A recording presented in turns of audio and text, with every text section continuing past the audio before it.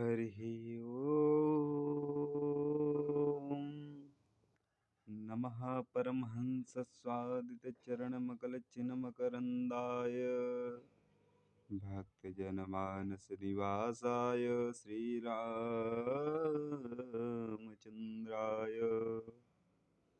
ध्येयं सदा परिभवग्नभवीष्टदोहम् तीर्थास्पदं शिवविरञ्चिनुतं शरण्यम् भृत्यार्तिहं प्रणतपालभवाब्धिपोतम् वन्दे महापुरुषते चरणारविन्दम् त्यक्त्वा सुदुस्त्यजसुरेप्सितराज्यलक्ष्मीम् धर्मेष्टार्यवचसा यदगादरण्यम् मायामृगं दयितयेप्सितमन्वधावत् वन्दे महापुरुषते चरणारविन्दम्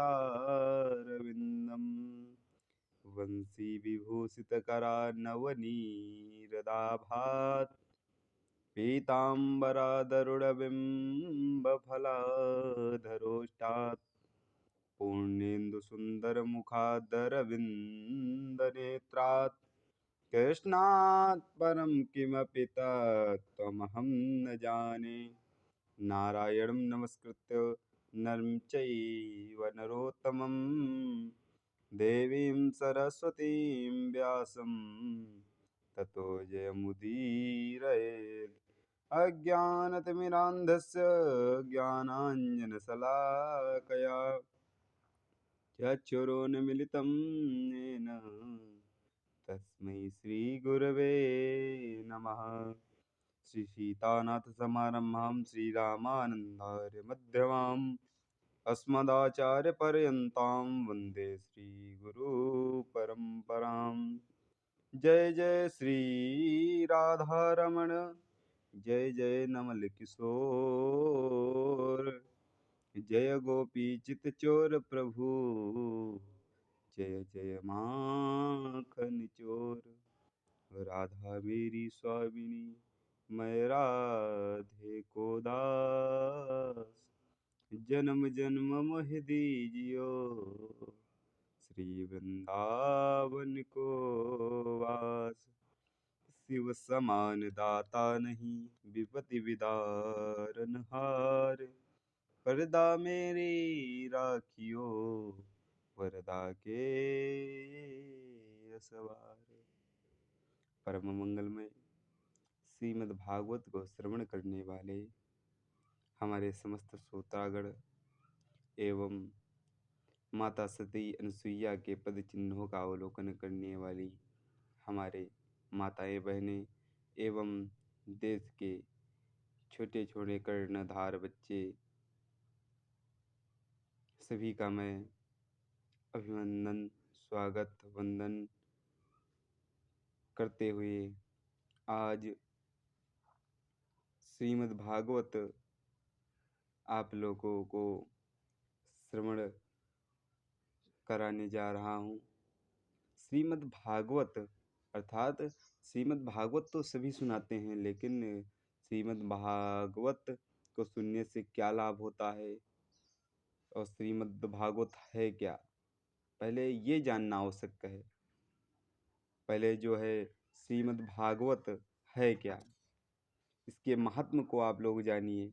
जैसे आप कोई भी कार्य करने जा रहे हैं, जब तक आपको उस कार्य को पता नहीं करेंगे तब तक आप उस कार्य को नहीं कर पाएंगे।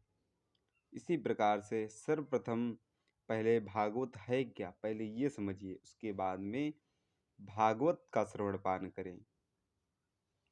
तो सर्वप्रथम में मंगलाचरण करते हुए भागवत जी का प्रथम श्लोक श्री सच्चिदानंद रूपाय विश्वोत्पत्त्यादि हेतवे तापत्रय विनाशाय श्री कृष्णाय वयं नमः। इसमें कहते हैं कि भगवान का स्वरूप कैसा है। तो बोले सत घन चित घन और आनंद घन है। ऐसे भगवान सच्चिदानंद स्वरूप जो समस्त विश्व का, समस्त जगत का पालन संग्रहण, सृजन पालन संग्रहण जो तीनों के हेतु हैं, अर्थात तथा जिनकी पावन चरण शरण ग्रहण करते ही जीव के तापत्रय समाप्त हो जाते हैं, ऐसे गोविंद के पद्मों में हम सब बारंबार मिलकर प्रणाम करते हैं। आइए महाभागवत श्री सुखदेव जी का ध्यान करते हुए नैमिषारण्य की पावन भूमि में श्री शौनकादि ऋषियों को ये परम मंगलमयी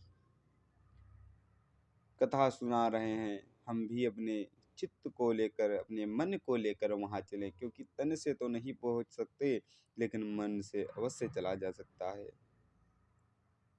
88,000 ऋषियों के मध्य में श्री शौनक जी प्रधान श्रोता बनकर सबका प्रतिनिधित्व कर रहे हैं। और जो आयु में छोटे हैं, ऐसे श्री सूत जी महाराज व्यासपीठ पर सुशोभित हो रहे हैं। शौनक जी आयु में बड़े हैं, पर वायु वृद्ध होकर भी श्रोता बनकर बैठे हैं। और इनकी विशेषता है महाराज, कथामृत रसस्वाद कुशला। भगवान का कथामृत पान करने में ये परम कुशल है। जब श्रोता बनकर बैठते हैं तो महाराज महान विद्वान वायुवृत्त होकर भी एकदम अनभिज्ञ बन जाते हैं। इनकी यही परम कुशलता है। आज श्री शौनक जी सूत जी को नमन करके पूछते हैं, क्या पूछते हैं? अज्ञान ध्वंत विध्वंस कोटि सूर्य समप्रभ, सूता क्या ही कथा सारम मम कर्ण रसायनम। कि हे सूत जी महाराज, हम लोगों के हृदय में अज्ञान घोर अंधकार व्याप्त है। यह त्रिभुवन के अंधकार को दूर करने में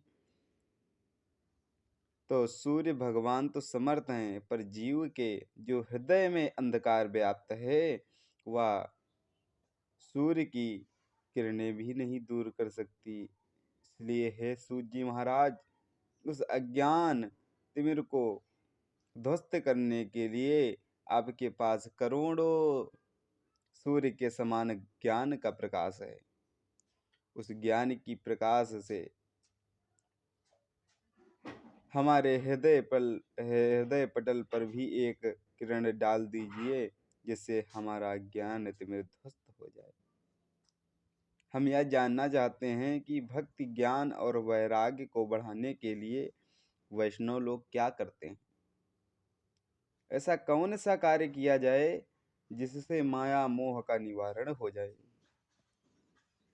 देखिए महाराज, अब घोर कलिकाल आ गया है, जिससे लोग की असुरी वृत्ति हो गई है। हर प्राणी क्लेश से आक्रांत है। ऐसे प्राणियों का कल्याण कैसे होगा? जो पवित्र को भी पवित्र कर दे और भगवत प्राप्ति का सरलतम साधन हो, वह कृपया आज हमें बतलाएं। क्योंकि आपके ऊपर तो गुरुदेव भगवान की बड़ी ही कृपा है। संसार में किसी को चिंतामणि मिल जाए तो जिस वस्तु का चिंतन करो तुरंत प्रदान कर देती है। और कल्पवृक्ष का यह चमत्कार है कि उसके नीचे जो कल्पना करो तो वह स्वर्ग का की संपत्ति भी लाकर प्रकट कर देता है। पर चिंतामणि और कल्पवृक्ष में यह सामर्थ्य नहीं कि वह परमात्मा को प्रकट कर दे या दिखा दे या ब्रह्म साक्षात्कार करा दे। या तो सामर्थ्य केवल गुरुदेव भगवान की कृपामयी छाया में है और वह आपको सदा प्राप्त है। इसलिए हे सूत जी महाराज, आपके लिए कुछ भी नहीं दुर्लभ है। जो बड़े बड़े योगियों को दुर्लभ वैकुंठ है, वह भी गुरु कृपा से अति सुलभता से प्राप्त हो जाता है। चिंतामणिर्लोक सुखम सुहृदुको स्वर्गसम्पदाम् प्रयच्छति गुरुप्रीतो वैकुण्ठं योगी दुर्लभम्। इसलिए हे सूत जी महाराज, गुरु कृपा का प्रसाद हमें भी कृपा करके प्रदान करें। श्री सूत जी महाराज प्रसन्न हो गए और प्रमुदित मन से बोले, हे ऋषियों, आपके मन में हमारे प्रति यदि इतना ही प्रेम और स्नेह है तो अब हम तुम्हें समस्त शास्त्रों का सार ही सुनाने जा रहे हैं, जो संसार के भय को दूर कर देगा। इसे आप सावधान होकर सुनिए। जब कोई व्यक्ति कोई कीमती वस्तु देता है तो लेने वाले को सावधान कर देता है कि जरा संभाल कर रखिएगा। उसी प्रकार जब कोई श्रोता विशिष्ट बात कहता है तो समस्त श्रोताओं को सावधान कर देता है कि सावधानतया शृणु। सूत जी कहते हैं, ऋषियों, संसार में सबसे बड़ा डर है मृत्यु का। मरने का भय प्रत्येक प्राणी को भयाक्रांत रखता है और इसका नाम है मृत्युलोक। जो आया है उसका जाना सुनिश्चित है। संसर इति संसारा, यह संसार सरकता रहता है, खिसकता रहता है। कोई कितना भी प्रयास कर ले पकड़ने का, या किसी की पकड़ में नहीं आता। तो संसार सरक रहा है और हम चाहते हैं कि ऐसा ही बना रहे हमारे साथ, और हमारे चाहने पर भी जब हमसे खिसक जाता है तो हमें बड़ा महान कष्ट होता है। इस संसार भय को समाप्त करके के लिए महाभागवत श्री सुखदेव जी महाराज ने श्रीमद् भागवत संहिता को कलिकाल में प्रकट किया। काल व्याल मुखग्रास त्रास निर्दास हेतवे श्रीमद्भागवतं शास्त्रं कलौ कीरेण सुकेन भासितम। तूता बड़ा मीठा बोलता है महाराज, किंतु बोलता वही है जो उसे सिखाया जाता है। तो श्री सुखदेव जी महाराज ने भी जगत कल्याणकारी भागवत रूपी फल प्रदान किया, पर यह मनमुखी फल नहीं है। उन्हें भी आचार्य परंपरा से जो प्राप्त हुआ वही उन्होंने संसार को दिया। जब महाराज परीक्षित के सामने मृत्यु का भय उपस्थित हुआ तो 7 दिन में मरना सुनिश्चित हो गया। तो वे अपने कल्याण का मार्ग खोजने के लिए उसी समय महामुनि श्री सुखदेव जी ने ही श्रीमद् भागवत संहिता के द्वारा परीक्षित को भयमुक्त कर दिया। जैसे ही गंगा के तट पर श्री सुखदेव जी भागवत संहिता का प्रवचन करने के लिए विराजमान हुए तो देवताओं को पता चला। सुधा कुंभं गृहीत्वैव देवास्तत्र समागमन्। सभी देवता लोग अमृत का कलश ले आए और श्री सुखदेव जी को प्रणाम करते हुए अमृत का कलश सामने रख दिया। देवता बोले, महाराज, हमने जैसे सुना कि परीक्षित के सामने मृत्यु का भय उपस्थित हुआ, इसलिए हम लोग या अमृत का कलश लेकर ले आए हैं, या अमृत परीक्षित को पिला दीजिए। तो सुखदेव जी को सुनकर बड़ा ही आश्चर्य हुआ कि देवता लोग कब से परमार्थी हो गए। इस मृत्यु लोक में तो आए दिन लोग मरते रहते हैं, न हमने बुलाया न परीक्षित ने पुकारा, तो बिना बुलाए ही देवता लोग अमृत लेकर चले आए। महान आश्चर्य हुआ हमारा।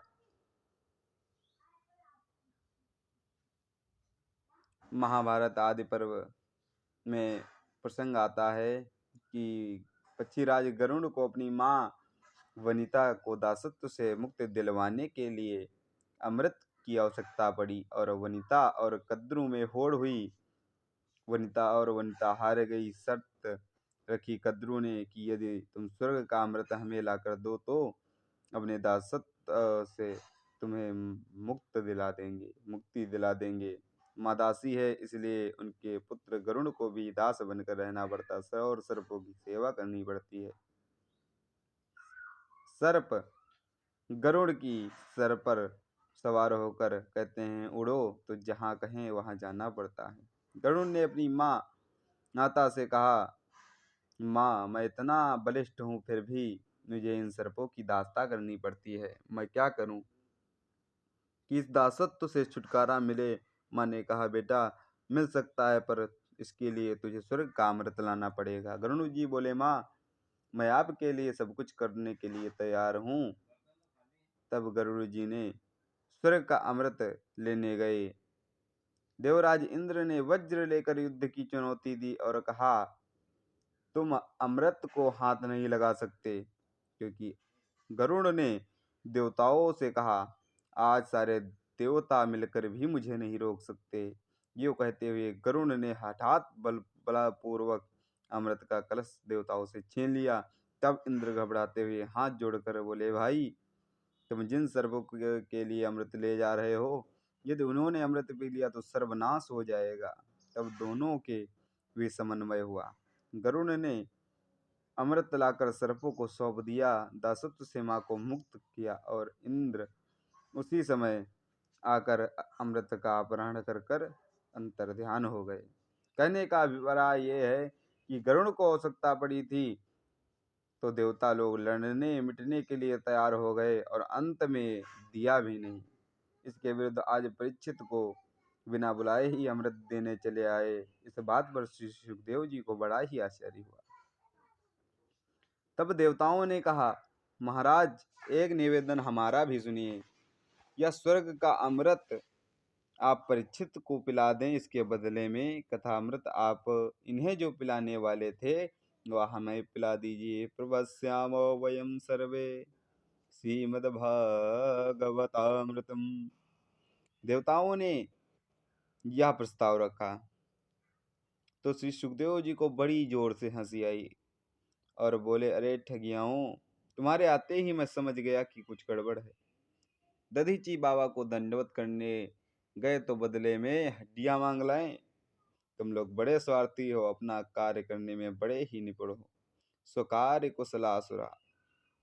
स्वार्थी व्यक्ति यदि तुम्हारे फायदे की बात करे तो समझ जाना, तुरंत सावधान हो जाना कि ये हमारे प्रति इतना उदार क्यों हो रहा है। तो देवताओं ने भी पहला फायदा परीक्षित का ही बतलाया कि महाराज, इसे अमृत पिला दीजिए, अमृत को प्राप्त हो जाएगा।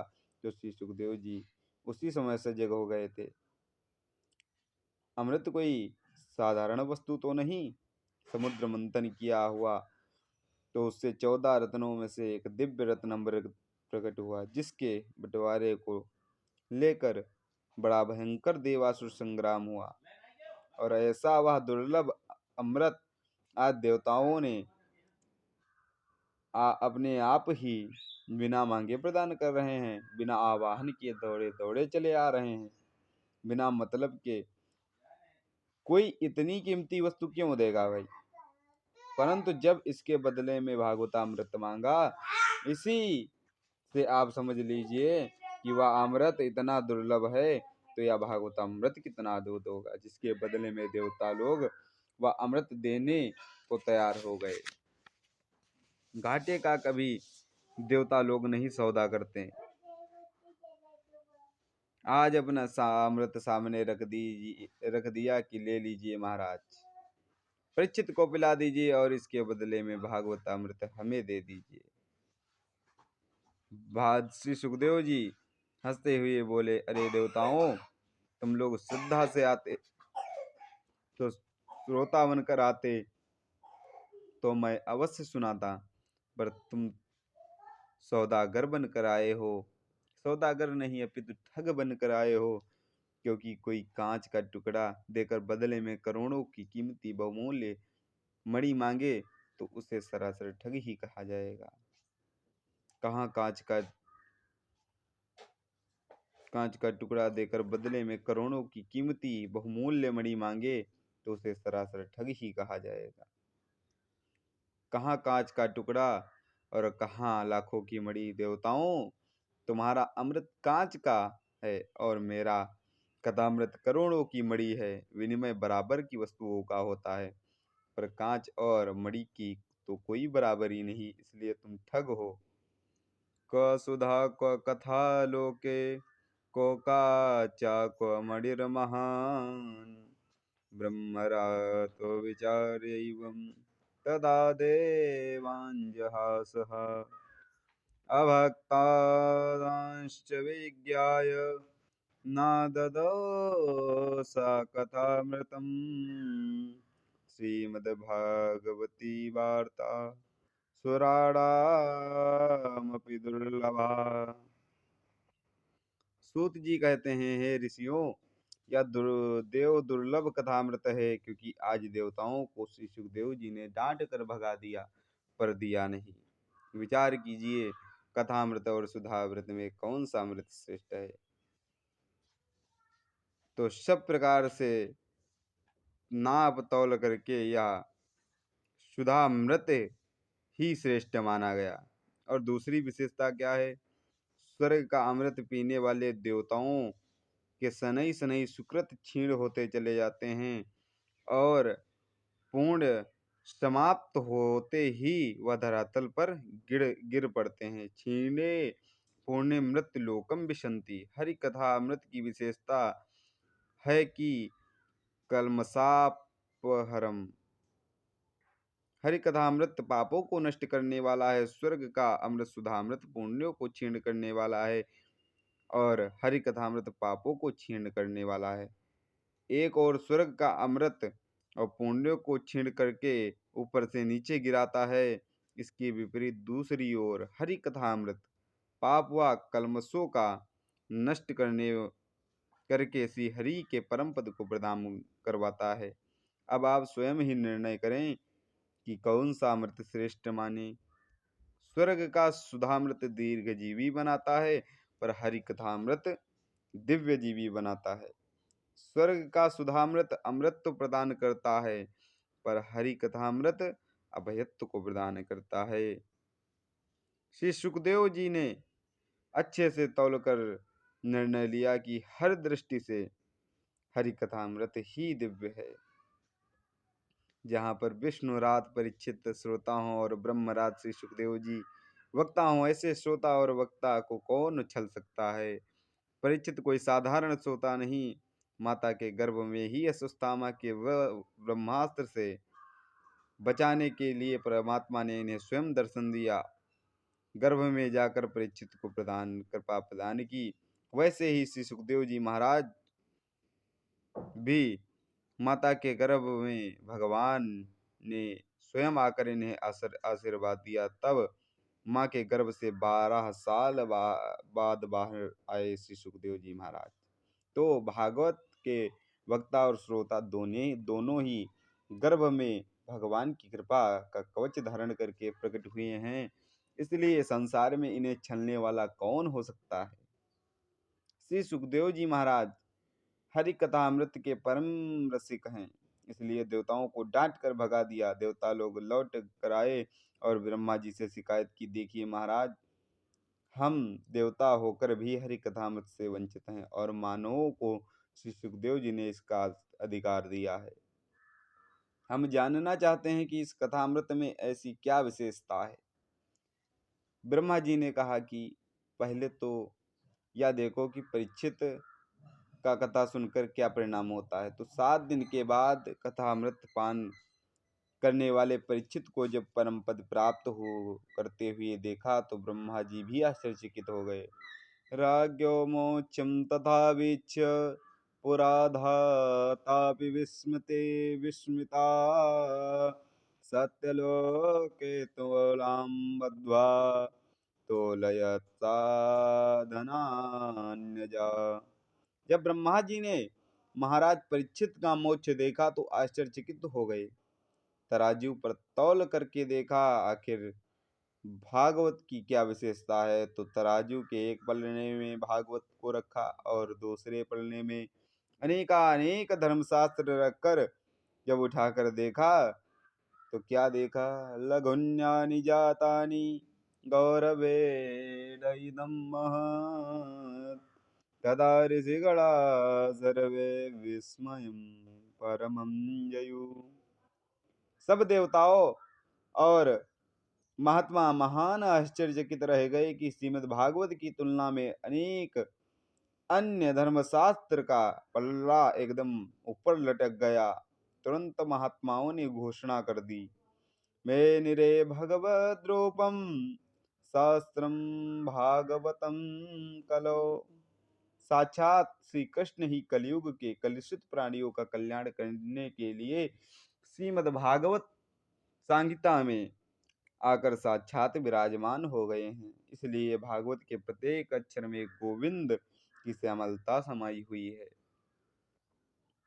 यह साक्षात भगवान का वांगमय विग्रह है। ऋषियों ने श्री सूर्य से प्रश्न किया, महाराज यह 7 दिन में सुनने की प्रथा कब से प्रारंभ हुई? तो देवर्षि नारद जी को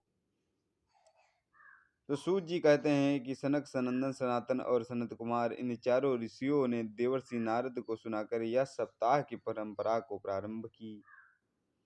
श्री शौनक जी ने पूछा, नारद जी तो 2 घड़ी से ज्यादा कहीं टिकते नहीं, तो ऐसे अस्थिर उन नारद जी ने कैसे 7 दिन बैठकर भागवत को श्रवण किया? कहाँ सुना और क्यों सुना? कृपा करके हमें बतलाइए। तो सूत जी कहते हैं, एकदा हि विशालायां चत्वारिशयो मला सत्संगार्थसमायात ददृस्तत्र नारदम। एक समय की बात है कि विशालापुरी बद्री नारायण धाम में सनकादिक चारों भाई सत्संग की इच्छा से विचरण कर रहे थे, क्योंकि ध्यान, भजन, पूजन आदि तो सब एकांत में हो सकता है, पर सत्संग एकांत में नहीं हो सकता।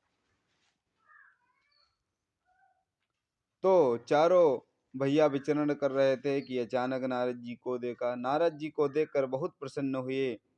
संत को जब कोई भगवत रसिक संत मिलता है तो बड़े प्रसन्न हो जाते हैं कि आज कुछ भगवत चर्चा होगी। और सनकादिकों का तो जीवन ही सत्संग है। कथा मात्रिक जीवना पर जैसे ही नारद जी के निकट आए तो बड़ा आश्चर्य देखा, क्योंकि नारद जी का मुख तो चिंतिल नजर आया। नारद जी बड़े ही चिंतातुर, सनकादिक आश्चर्यचकित हो गए कि समाज की चिंताओं को दूर करने वाला परम संत श्री नारद जी आज चिंतातुर हुए हैं। बड़ा आश्चर्य है। पूछा, कथम ब्रह्मन् दीन मुखा कुतश्चिंतातुरो भवान् त्वरितं गम्यते कुत्र कुतश्चागमनं तव। इदानीं शून्यचिन्तोऽसि गतवित्तो यथा जना तदेवं मुक्तसङ्गस्य नोचितं वद कारणम्। भो ब्रह्मन् कथं दीन मुखा। अरे नारद जी, आपका मुख इस प्रकार से क्यों लटका हुआ है? किस बात की चिंता आपको सता रही है? भागे भागे कहाँ से आ रहे हो? कहाँ जा रहे हो? आपका मुखमल तो ऐसे लग रहा है कि जैसे वहां कृपण का धन चला गया हो। गत वित्तो यथा जना, तुम्हारा क्या चला गया है? क्योंकि जो धन छीन लिया जाए तो संत महापुरुष ऐसे धन को अपना नहीं समझते, और संतों का तो अपना धन है, उसे संसार में कोई चुराने वाला नहीं कोई। और महात्माओं का धन क्या है, ये तो वृंदावन में जाकर देखिए कि हमारो धन राधा श्री राधा, श्री राधा जीवन धन राधा राधा राधा राधा राधा, हमारो धन राधा श्री राधा, श्री राधा। तो प्रभु का नाम ही संतों का तो एक परम धन है, जिसे संसार में कोई चुराने वाला नहीं है। कोई किसी प्रकार की चिंता करने की आवश्यकता नहीं। फिर नारद जी, तुम तो वीतराग और मुक्त संग हो कि दुनिया अपने आप, दुनिया अपने लिए एक झोपड़ी तक नहीं बनाई कहीं, क्योंकि 2 घड़ी से ज्यादा कहीं टिकते नहीं, तो रमते राम होकर भी इस प्रकार मुंह लटकाए क्यों घूम रहे हो? संसारियों को जब चिंताएं सताती हैं तो संतों के पास चले आते हैं। और अगर जो आप यदि इस प्रकार से चिंता करोगे तो इन संसारियों का क्या होगा।